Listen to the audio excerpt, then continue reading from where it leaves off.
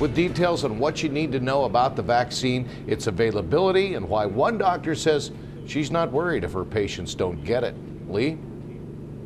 Jim, the Rite Aid pharmacy here in the marketplace, they actually ran out of the vaccine today, and they're not the only ones. Several other pharmacies that we spoke to said that they only had enough supplies to last them through today. Still, there is not a shortage of vaccine in the state of California. It's just that local pharmacies say they have to keep reordering every week.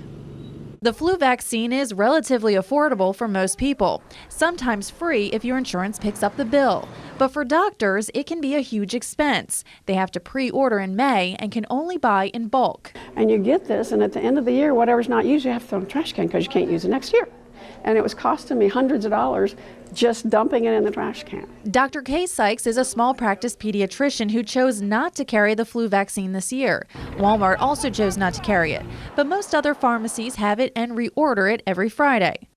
But Dr. Sykes isn't panicking if patients don't get the vaccine. She says flu strains tend to originate in China, but by the time they reach the U.S., the vaccine may not keep you from getting sick. We know what they are going to be then, but we don't know how those strains have mutated and whether they'll respond to the vaccine. Dr. Sykes says what people should worry about is getting the antiviral drugs in time.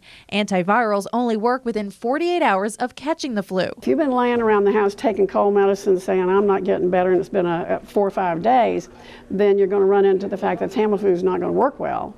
And number two, you may run into the situation where some of the insurances, if you can't document you've only had less than 48 hours of symptoms, are not going to pay for it.